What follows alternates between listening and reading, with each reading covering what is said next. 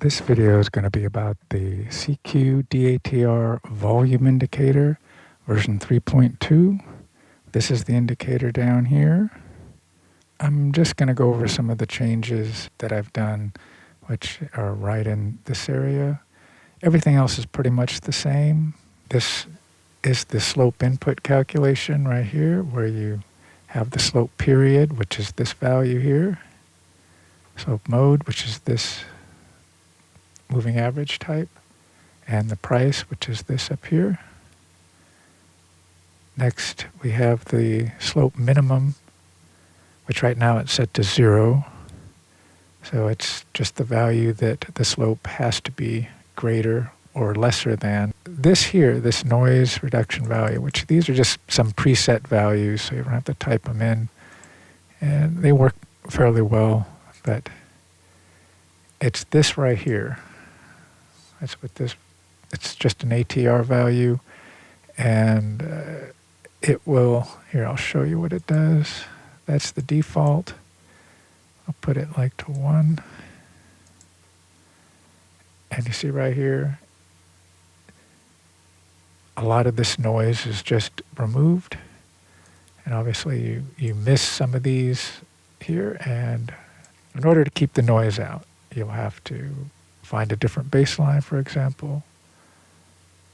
But that's the main improvement of this, because this indicator really will only work when price is actually moving.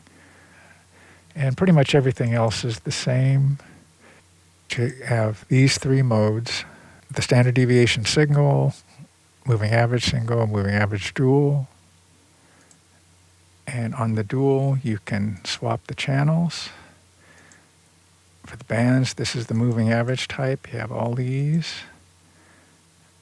This is the deviation, how far above these, the bars it will be drawn.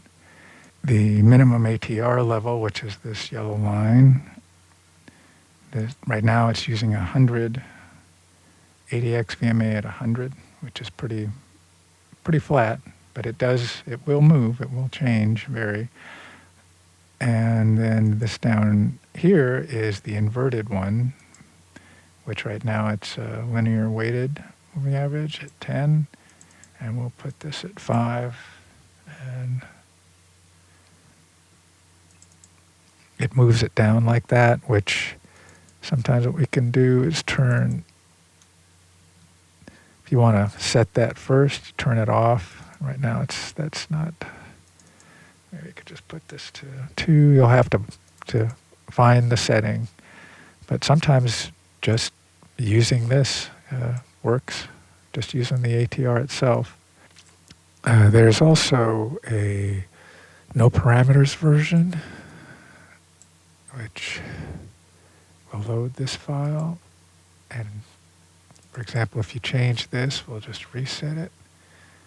Go back here, load that again, it will change.